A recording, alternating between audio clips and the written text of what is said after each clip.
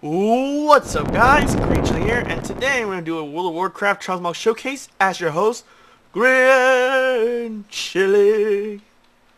And I will bring you guys some unique Transmog sets for your class and race combo. And these are unique sets that I made for myself, and they tend to be two pieces only from one set or another. So they're definitely unique. And today we're going to show you one set that's actually really unique that I nailed it pretty decently, which is the Legion Slayer Hornfire.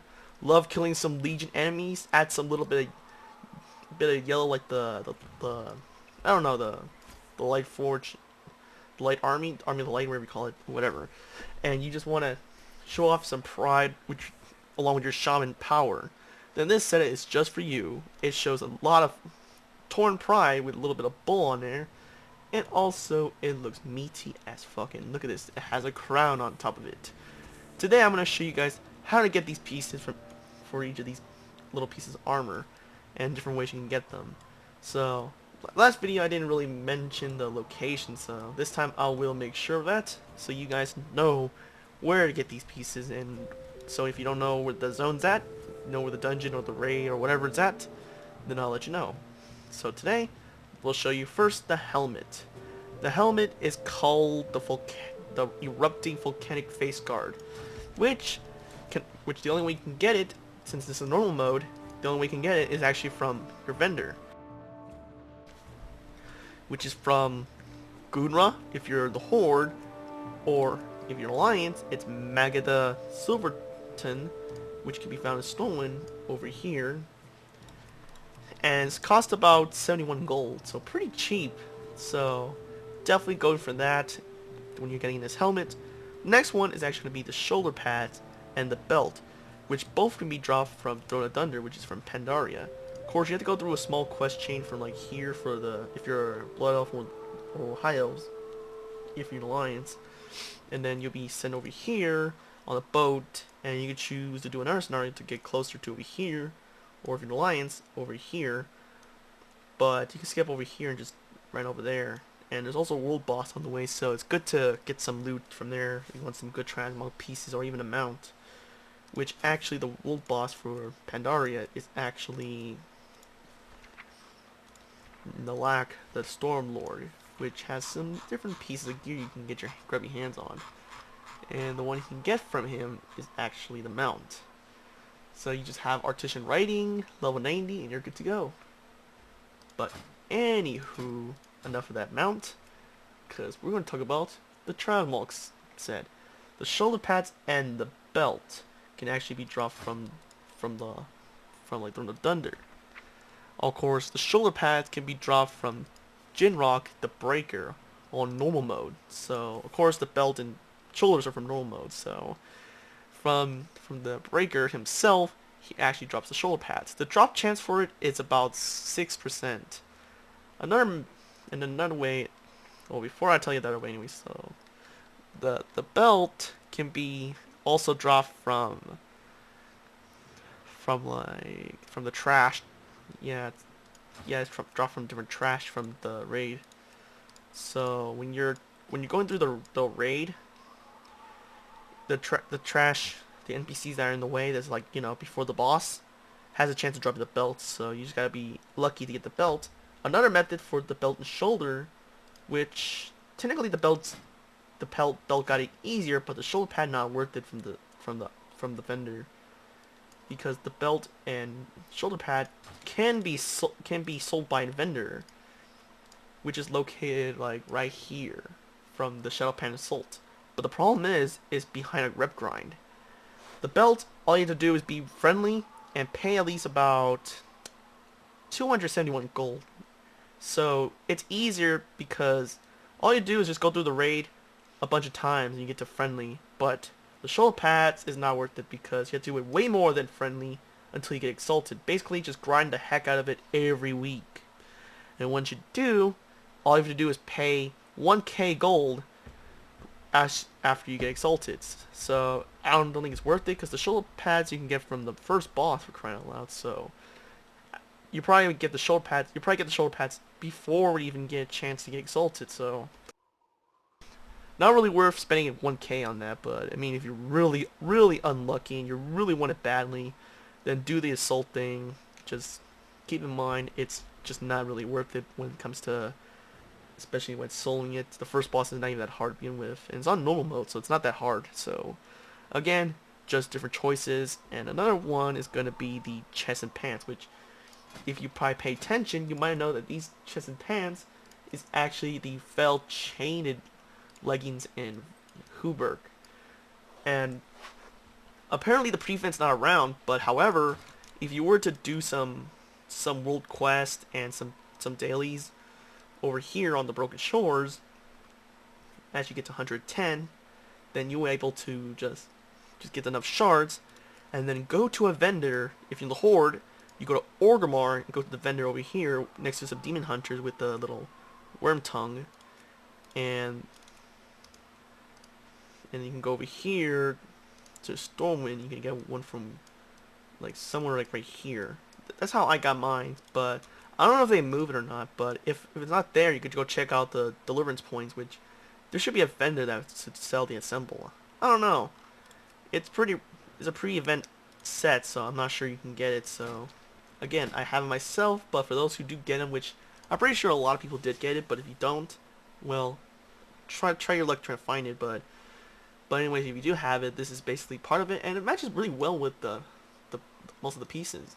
Now the gloves and boots is a little harder because it's actually from the Broken Shores invasion points, and which see right here, there's a Legion Assault happening right here on Suna. If you were to do some quests there, or even just beat the final, do some quests, you'll eventually, you have to do like at least 4 world quests, beat the final boss, like after like a one little scenario, and then once you beat the boss, he has a chance of dropping the gloves and boots.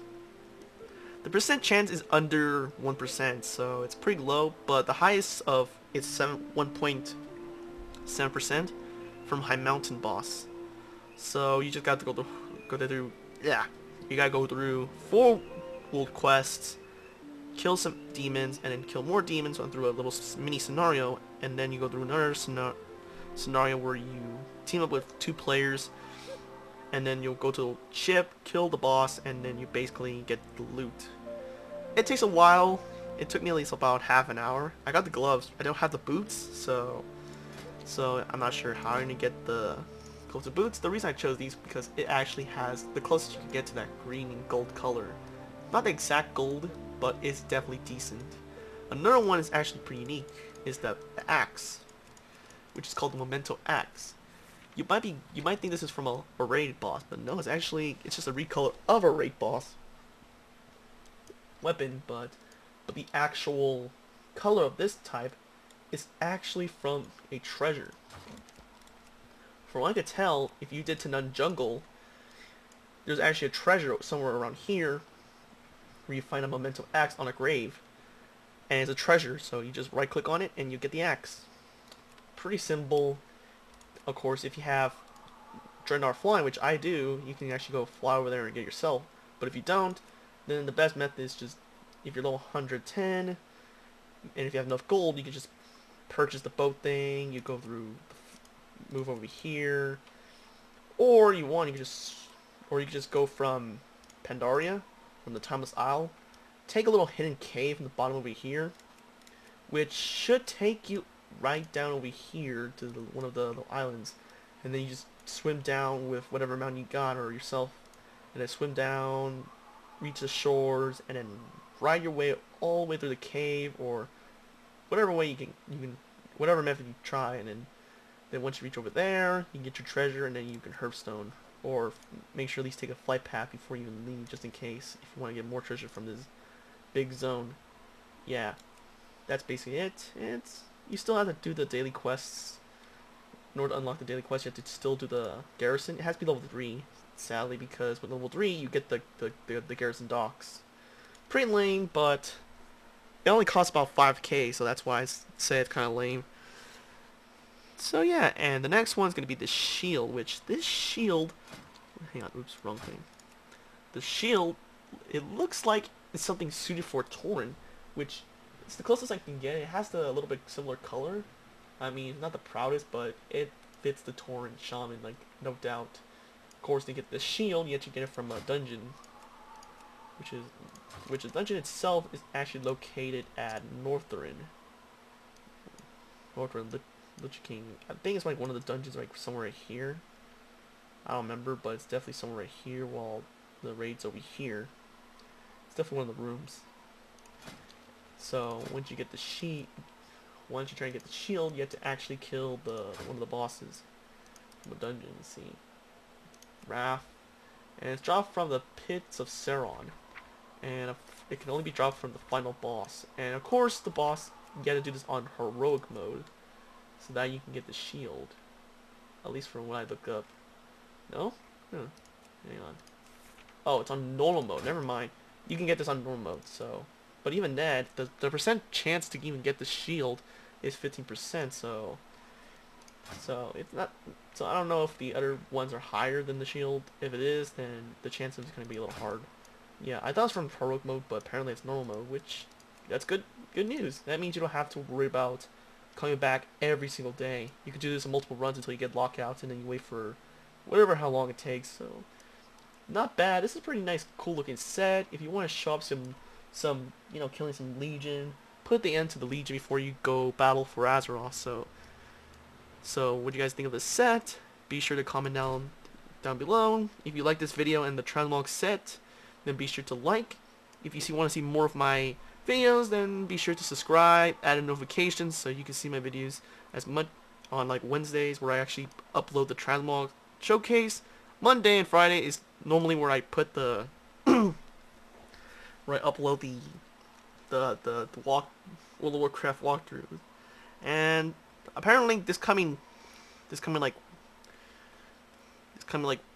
Friday, that I'm gonna have some family over, and my little sibling, my little brother, is gonna be noisy. So I'm probably have to upload on Thursday. So I'm gonna repeat it one more time on the walkthrough, which is coming this Thursday, tomorrow. So, anyways, thank you guys for watching. Had a wonderful day, and I must say, you guys, look how many Transmog sets I show you guys. This is how many unique mogs. Some are good and some are bad, and depends on your taste.